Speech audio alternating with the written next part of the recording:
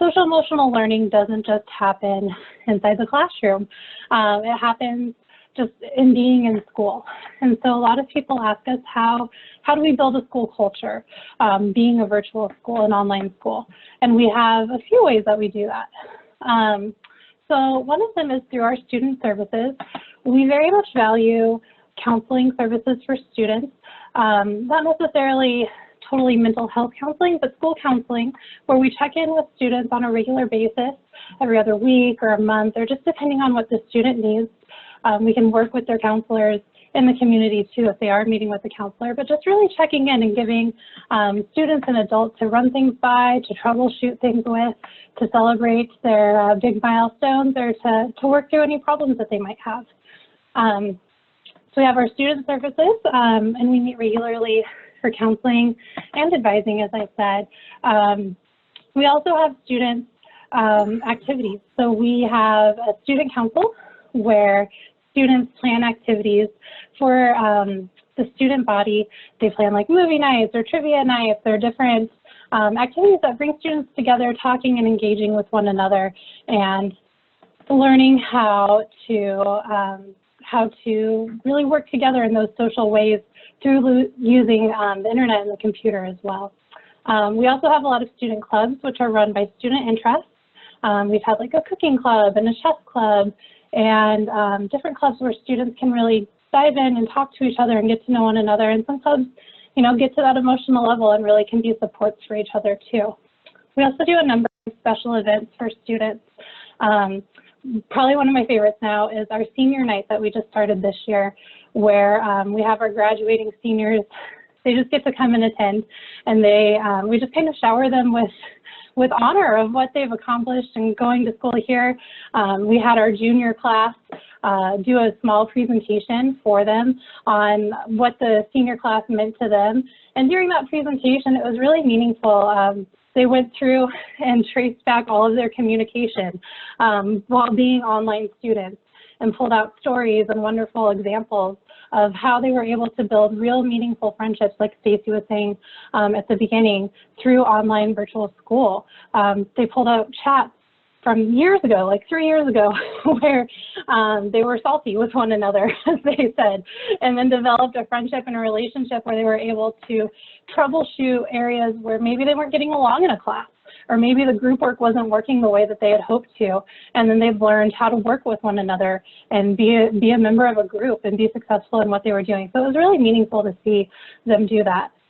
We also hosted graduation online, which was really great and really memorable for students to be able to attend, feel comfortable in their graduation. Their family could attend from all over the world to their graduation, and really opening up opportunities for people outside of just a brick and mortar classroom too. So there's a number of ways to support students and support social emotional growth outside of the curriculum.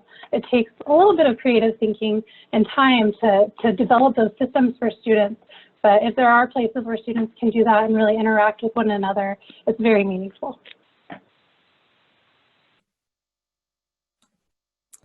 Okay, so what do you do when you've actually signed up for an online class? I'm going to talk a little bit about how students experience the transition to online learning. So this is less about what teachers and schools can do and more about how the students are thinking and feeling about their transition. And this is based on some action research that I've been doing over the past couple of years, looking at students as they transition into online spaces.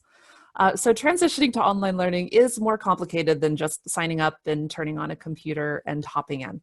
So along with some of the problems that families face surrounding cost and availability and connectivity issues, virtual classrooms are a little bit more challenging to get into. Students have to master a whole new slew of constantly evolving pieces of educational technology and new ways of approaching learning. Attitudes about online learning have been found to have a large impact on student success, which is why ideally students should be enthusiastic about moving online, even though that's not always a choice, as we've seen. Additionally, students working in online environments are expected to be adept at self-regulated learning, since students work apart from teachers and peers for most of the day. So they have to learn some of those self-regulated learning skills, and that can be challenging. And we'll talk more about how to add some scaffolding for students in a little bit. Multiple studies have discovered that there's correlations between self-regulated learning and long-term academic achievement. So these skills, again, are very worthwhile. However, students in online learning situations often have difficulty developing self-regulating strategies, suggesting that both instructors and families should provide an appropriate amount of scaffolding as online students take control of their online learning. And ideally, as students get older, they take more and more control and more of the reins for their own learning. Students have to also adjust to different social and collaborative situations when they're transitioning to online learning. Effective online learning programs should have regular opportunities for socialization and collaboration, like Erica was just talking about. And research has found that learner-to-learner engagement can ease transitional and technological struggles and can actually lighten teachers' tutoring loads. So if the students are connected, things are also easier for teachers. Researchers also suggest that students' affective, cognitive, and behavioral engagement increases as engagement between online learners increase. In fact, there's a significant positive correlation between peer-to-peer interaction and end-of-course grades in online classes. So their grades can actually increase if you increase the levels of connection between the students. However, negotiating these new social and collaborative interactions can be challenging, often because students who are new to online learning view that computer screen as a barrier rather than a portal. So it's ideal to get them thinking about it as kind of a way into a brand new world. So what's important to stress here is that students who are making the move online will have a lot of things going on at the same time, and they need support from all of the adults in their lives until they become comfortable with their new learning environments. Here we're ready for the next slide. All right, so this is the exciting stuff for the teachers. So what does social emotional learning actually look like? I'd like to talk about the ways that we can use social emotional learning in the classroom. So it seems that when a lot of folks talk about social emotional curriculum, they're talking about some package that can kind of be plunked into existing curriculum. Like you start the day with English, and then you do half an hour of SEL over here before you head into math. And that's not really what we're talking about here. It's also not something that you can just cover theoretically in a professional development and then never think about it again. Instead, the very best social emotional learning is embedded into the curriculum. It's a guiding philosophy, really. So think about it as one of your teaching philosophies. And it's part of a school's daily practice in all content areas. So social emotional learning practices transfer really well to online learning environments, and they're crucial to student success in your online classroom. Next slide, please. So here are a few ways that you can smoothly integrate social emotional learning principles into your online curriculum, regardless of what subject you teach. And as I go through some of these things here, please feel free to use that chat box to throw out some ways that you embed your own social emotional learning into your own curriculum so we can share ideas and learn from each other here. So an easy item to integrate into all of your units in online learning is self-assessments. So you can create self-assessment assignments. So this might be an online reflection journal, or a rubric where students assess their participation for the week, or a structured self-assessment of a piece of writing or a problem set, anything where the students can think about their own thinking, think about their approaches, and think about how they're feeling about their own learning.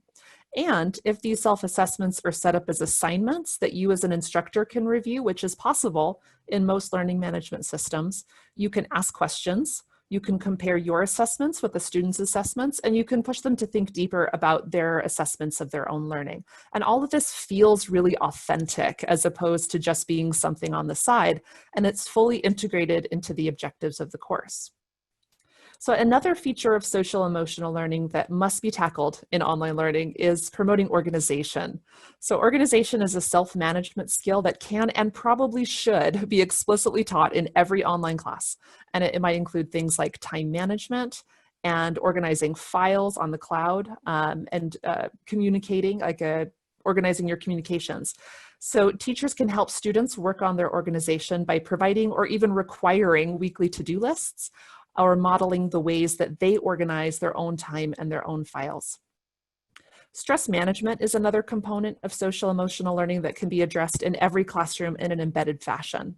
So we're very lucky to have an amazing counselor like Erica to support our students. But teachers can also help students with stress management by breaking down larger assignments into smaller bits with benchmark due dates. So that's really important when students are learning how to self-regulate and they're learning how to self-direct. You can also offer one-on-one help with challenging concepts, and you can make all of the course resources very easy to find and very easy to navigate. That really decreases student stress level. One thing that goes a long way toward helping students with stress management is explicitly teaching them the communication skills and self-advocacy skills they need.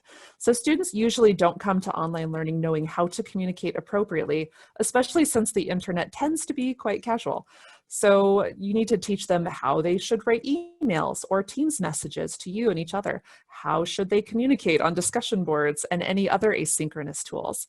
And as online teachers, we should explicitly show students how we want them to communicate with us and with each other, and we should model those practices as well. So reach out to students, both individually and as a group, and reach out to them often, and require that students, rather than parents, communicate when they have a question or when they're struggling or when they need extra time with an assignment.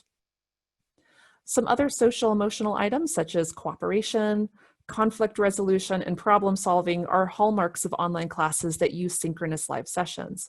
So students can be grouped together in a synchronous live session to complete large and small assignments, and teachers can and should set boundaries for those interactions. Collaboration can also take place in strictly asynchronous courses. So if you don't have the opportunity for a live session, you can still encourage collaboration. So students can use tools such as Office 365 or Google Docs or other collaborative tools to work together.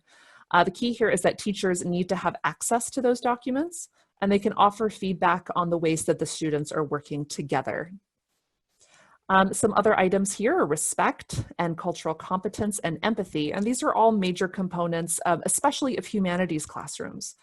These classrooms or these skills can be developed during live session discussions or during asynchronous discussions, but as with other communication and collaboration skills, the instructor needs to provide guidelines and lots of scaffolding, especially for younger students. Teachers can help promote cultural competence by purposely selecting works from diverse and marginalized authors. So this year, one of our English teachers taught The Hate You Give, which was fantastic, and it opened doors to many challenging and difficult conversations. However, the students were able to build their cultural competency in safe and comforting places. Finally, the last item I'd like to hit here is healthy boundaries. So students who are enrolled in full-time online learning spend a lot of time on the computer. And since they're learning from home, it's really easy to turn the whole day into a work day. Teachers should set limits on the work week, and we suggest 10 hours per week per course, including live sessions, and encourage the students to take time away from their computers. Should also encourage them to set up spaces in their homes that are just for learning. And when students walk away from that space, they should take a break from schoolwork. And I could clearly go on and on about all the different ways that you could embed these skills into the curriculum, but the big takeaway here is that social emotional learning should be integrated smoothly into everything that you do. As students get older, they're not as keen on these sessions where you only look at social emotional learning, but they still need to work on those skills. So finding ways to embed them is really important. Thank you, Dr. Potts. And I'm just going to do a quick follow-up on that before I go to the next slide, but she talked a little bit about, trying to minimize screen time and make sure that it's meaningful. One of the things that we found that we made a decision as an organization 2 years ago was to help students minimize screen time, which is really interesting when you consider the fact that we're an online school. And so what we do that our sister campus, we have a physical campus in Reno, Nevada, is we provide more textbooks for our students than they do at the physical campus, because online campus students really tend to enjoy the opportunity to have that choice between reading something online or reading something in a textbook. And so we ship out a lot more textbooks, and we really, Erica encourages students all the time, take that textbook, go sit outside and read it, get off that screen while you can. So really trying to help them make that balance piece as well.